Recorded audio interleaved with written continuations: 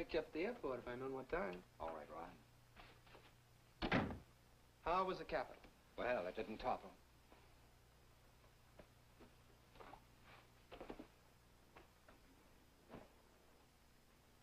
You made your statement. All bridges burned. Everything all right here? What's wrong? Come on, I'll buy you a drink. I told Norman. And? Well, Dad, to tell you the truth, I don't think I did a very good job. It was my responsibility. I should have told him. Thanks. Come on, sit down. Let's talk about the future, Rod. Flying back, I made some tentative plans. Nothing definite, you understand, because I wanted to get your reaction. After all, we are a family, and this concerns all of us. You mean about leaving Peyton Place? Well, with the mill gone, at least as far as I'm concerned, and the house. What about the house? It belongs to your grandfather, Rodney. I assume the new manager will... That isn't what I want to talk about. You, Norman, and me, that's the subject. That's all that's important. I was thinking maybe we ought to go away for a while. Travel. See a little of the country, the world. Rod? You know, that suits me fine, but I don't know. I don't know about Norman. It's the best thing for both of you. You're young. You'll get over this. Why, sure you will. It'll take time, but that's what we're going to have a lot of from now on. Time to be together. Get to know each other. London might be a good place to start. We'll fly. Or a long boat trip might even be more fun. Then to Paris. From there, we'll go on to Rome. Dad. Dad, Norm doesn't believe it. He thinks you're lying about Mother. He thinks you killed Elizabeth Carson.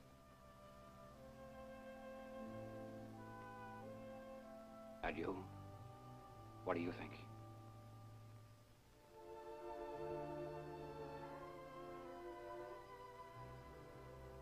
Thanks, Rod. I think I'm going to go into town for a little while. We'll straighten it out, Rod. I'll talk to Norman.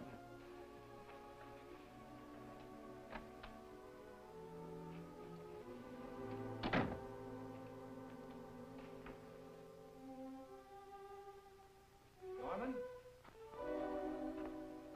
Norman?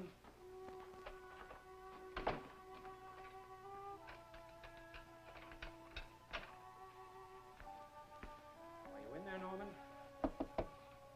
Let me in. Norman? Norman, let me talk to you. Please, Norman. I've got to talk to you.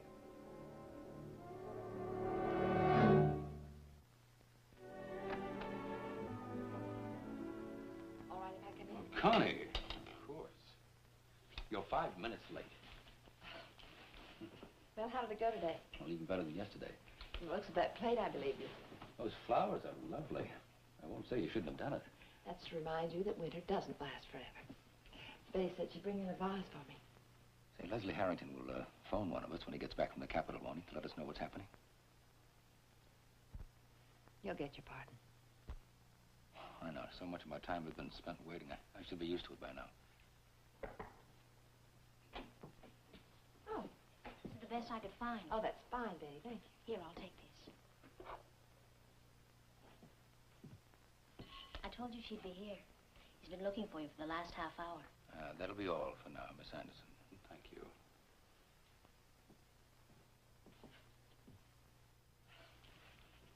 I hope that didn't embarrass you. Oh, of course not.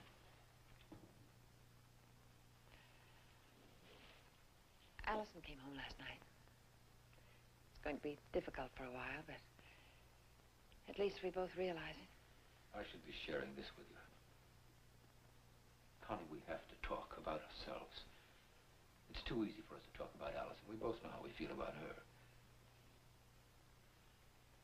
Why don't you shut that door?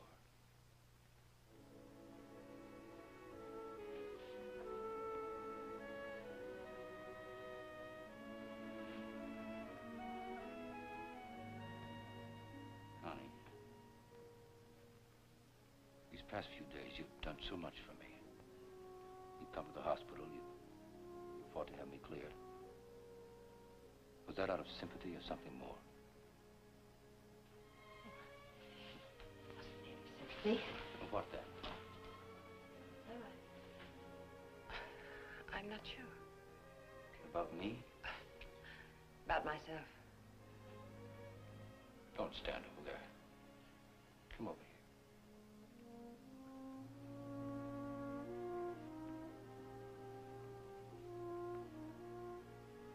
Connie, listen, I came back to Peyton Place for two reasons. Vindication and you. You and Allison. I have my vindication, but by itself it's just an empty victory. I'm not asking you to go back 18 years. We had something very wonderful then. When we were young.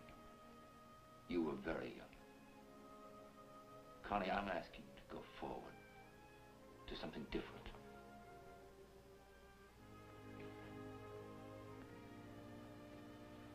Something I hope will be much better.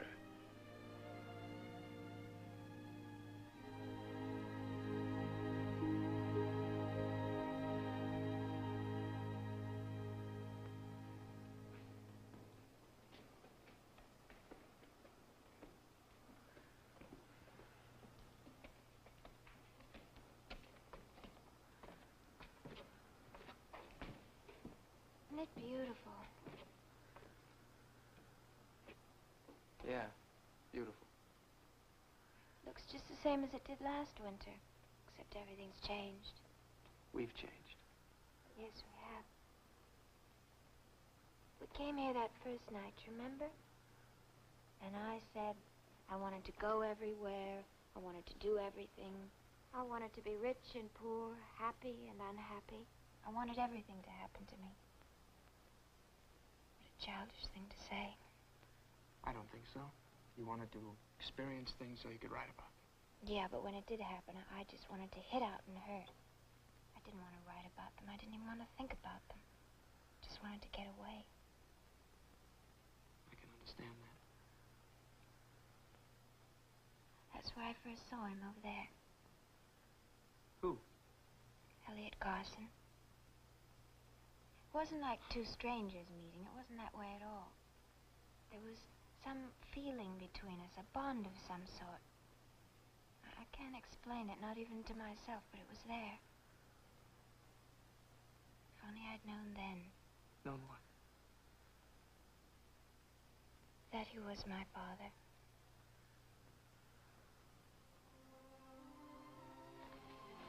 Do you understand, Rod?